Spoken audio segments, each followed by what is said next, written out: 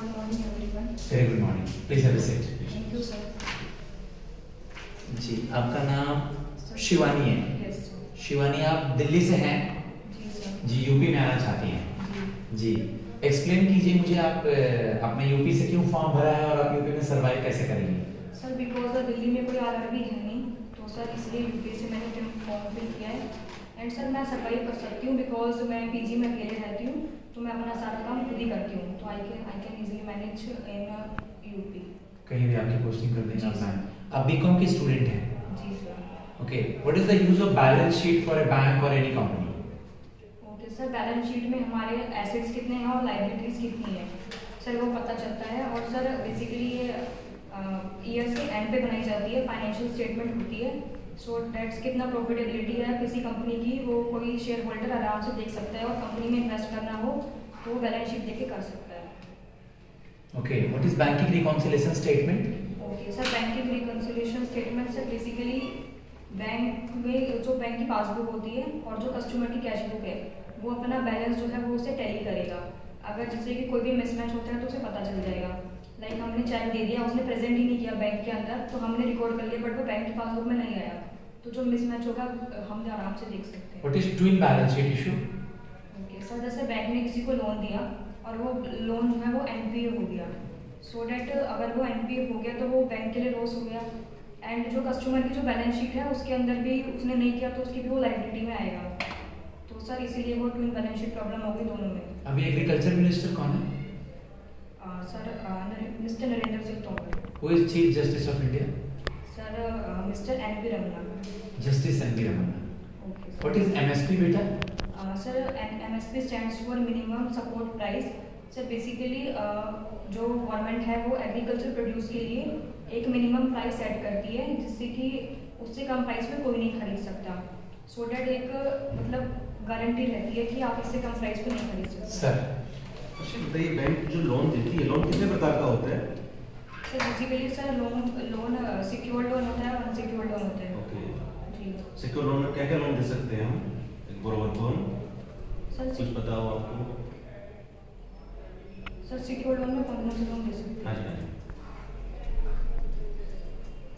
Unsecured में क्या क्या दे सकते हैं हम? सर अनसिक्योर्ड में सर पर्सनल लोन हो गया, हम्म, और sir self help groups loan हो गए, जीएलजी ग्रुप्स के लिए लोन हो गए, तो अनसिक्योर्ड में उसमें कोई कोलैटरल नहीं होता। तो क्या लगता है बिना कोलैटरल का लोन देना बैंक के लिए सही है? सर रिस्क तो है as compare to collateral, but लेकिन वो स्मॉल अमाउंट का लोन होता है। और बेसिकली सर जैसे सेल्फ हेल्प ग्रुप्स को देते हैं तो वो उनकी फंड को देख कर दिया जाता है, तो एक तरीके से ओके, रिस्की तो है। आप सरफेसी का फुल फॉर्म बताइए और सरफेसी का बताइए, सरफेसी क्या होता है? Okay sir, SARFAESI stands for security asset reconstruction and enforcement of security interest act 2002। And sir basically जो बैंक में एनपीए हो गया है ये उसको रिकवर करने के लिए होता है। सर जैसे कि बैंक को एनपीए हो गया, पहले वो जो भी उनका कोलेट्रल है वो उनको सीज करेगी, देन सर फिर उनको बोलेगी कि उनका जो लोन है वो रिस्ट्रक्चर करेगी। ओके, ओके सर, उसके बाद भी अगर वो नहीं होता है तो वो उसको सिक्योरिटी को ऑप्शन में डाल देगी या सेल करके अपने पैसे निकाल देगी। जैसे कि आप यूपी में आपने चॉइस किया है बैंक आपने, यूपी का प्रधानमंत्री की 3-4 स्कीम बताइए जो गरीबों के लिए बहुत ही फायदेमंद है प्रेजेंट सिनेरियो में। सर यूपी की स्कीम, यूपी है पूरा, प्रधानमंत्री के नाम से जो भी स्कीम चल रही है उनके बारे में बताइए। सर प्रधानमंत्री तो सर ओवरऑल की स्कीम होती है ना, जी। जो सेंट्रल बेसिस पे होती है, तो स्टेट के लिए थोड़ी ना होती है कोई। ठीक है, तो स्टेट के लिए भी होगा तो हाँ तो सर वो ओवरऑल ही होगा ना हर हाँ स्टेट जी, के लिए। दो पॉलिसी का नाम बताइए आप। सर ओके, प्रधानमंत्री फसल बीमा योजना एंड प्रधानमंत्री कुसुम योजना। प्रधानमंत्री फसल बीमा योजना से क्या बेनिफिट मिलता है? सर बेसिकली जो भी फार्मर्स हैं उनको अपनी जो क्रॉप्स होती हैं या अपनी लैंड होती है उनको उनके ऊपर उनको लोन दिया जाता है। बेसिकली रबी पे, खरीफ पे और जायद पे। रबी पे 1.5%, खरीफ पे 2% एंड एनुअल क्रॉप्स पे 5%।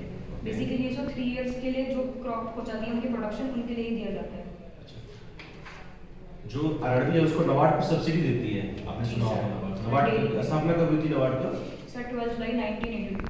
अच्छा, नबार्ड को क्यों बनाया, क्या उद्देश्य था पीछे नबार्ड को बनाने के पीछे? सर ये बेसिकली मोटिव तो यही था कि जो भी उनको प्रमोट करना, जो भी एग्रीकल्चर एक्टिविटीज़ हैं, ओके, बेसिकली आरआरबी कितना लोन एग्रीकल्चर में दे रहा है और किस हिसाब से दे रहा है उनको सही से देखना और उनकी ऑडिट कराना। बेसिकली यही है नबार्ड का, और कितनी वो बताते हैं कितनी ब्रांच जो अपनी एक्सपेंड कर सकते हैं, बेसिकली आरआरबी वो आरबीआई को बताता है। अच्छा, जो गवर्नमेंट जो है सब्सिडी दे रही है अभी फार्मर को कितने अमाउंट तक सब्सिडी देती है, पता है कुछ? आपने पढ़ा हो कुछ? सर सब्सिडी नहीं पता। ओके। सेविंग अकाउंट और करंट अकाउंट में बेसिकली क्या डिफरेंस है और इस दोनों से क्या बेनिफिट मिलता है आपको? सर सेविंग अकाउंट जो है वो किसी इंडिविजुअल के लिए होता है जिसके ऊपर इंटरेस्ट देती है बैंक। ओके। और जो करंट अकाउंट होता है वो बिजनेस बैंक के लिए होता है, वो फर्म के नेम पे होता है, उसके अंदर कोई इंटरेस्ट नहीं मिलता। बट लेकिन करंट अकाउंट के अंदर ओडी फैसिलिटी मिलती है, सेविंग अकाउंट के अंदर नहीं मिलती। और सर करंट सेविंग अकाउंट के अंदर पासबुक इशू की जाती है और करंट अकाउंट के अंदर पासबुक इशू नहीं होती। ओके बेटा, आप मुझे बताइए कि अभी फिलहाल आपने सुना होगा मोदी जी G20 की समिट पे कहीं गए थे। G20 की समिट में कहाँ गए थे और इंडिया में G20 की समिट कब होने वाली है? ओके सर, अभी मोदी जी गए थे G20 की समिट के लिए रोम, इटली। एंड सर इंडिया नहीं पता कौन सी पोस्ट पर। कोई बात नहीं। ब्रिक्स का फुल फॉर्म बताइए। Sir Brazil, Russia, India, China, south Africa. Okay, अभी यूएस का प्रेसिडेंट कौन है? यूएस का president sir president Joe Biden. Joe Biden है। ओके, आप ने सुना होगा कि सीआरआर हर बैंकों को मेंटेन करना होता है। ये सीआरआर होता क्या है? Sir CRR stands for cash reserve ratio. Sir ये जो बैंक्स होती हैं उनको अपने एनडीटीएल का 4% आरबीआई के पास जमा करना पड़ता है। सर उनको अपने 4% आरबीआई के पास जमा करना पड़ता है सीआरआर। एसएलआर क्या होता है? Sir SLR stands for statutory liquidity ratio. Sir ये जो बैंक्स होती हैं उनको अपन एनडीटीएल का लिक्विड एसेट में या गोल्ड में 18% मेंटेन करना होता है अपने बैंक में। अच्छा, आपने सुना होगा net interest income. Sir net interest income पता है इसके बारे में? ग्रॉस इनकम और जो है आपका नेट इनकम में क्या डिफरेंस है? सर बेसिकली ग्रॉस प्रॉफिट के अंदर डायरेक्ट एक्सपेंस नहीं, ग्रॉस सैलरी पर्सन है, उनका ग्रॉस इनकम है और एक नेट इनकम होता है, नेट अकाउंट इनकम। दोनों में क्या बेसिकली क्या डिफरेंस होता है? सर कोई बात नहीं, ग्रॉस इनकम और ग्रॉस प्रॉफिट अलग अलग है। कोई बात नहीं। आप मुझे बताइए, अगर आपको लग रहा है ग्रॉस प्रॉफिट ग्रॉस इनकम एक है तो उसके बारे में बताइए।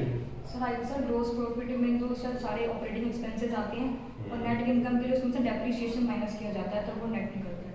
डिप्रिसिएशन के मेथड्स बताएंगे कुछ नाम केवल? सर एसएलएम और डब्ल्यूडीवी। फुल फॉर्म इसका? Sir straight line method and return down value method. Okay, last question आपसे। आफ्टर मैरिज, गर्ल्स को मैरिज के बाद आप कैसे सरवाइव करेंगी?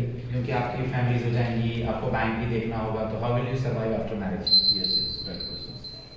या सर मैरिज जो सर जहाँ जॉब कर रहे हैं उसके आसपास ही होगी, ऐसा तो नहीं है कि बहुत दूर कर लेंगे, तो सर आई थिंक मैं मैनेज कर सकती हूँ आराम से। नॉलेज दिक्कत ये आती है बैंक में जो लेडीज स्टाफ है, जो गर्ल्स स्टाफ है, बेसिकली बहुत टाइम जो हमें फील्ड में भेजना पड़ता है। क्या लगता है आप फील्ड मैनेज कर लेंगी आप? For the purpose of recovery, for the purpose of other sir मैं फील्ड में आराम से रिकवर कर सकती हैं आप? Yes sir. Thank you. Okay sir.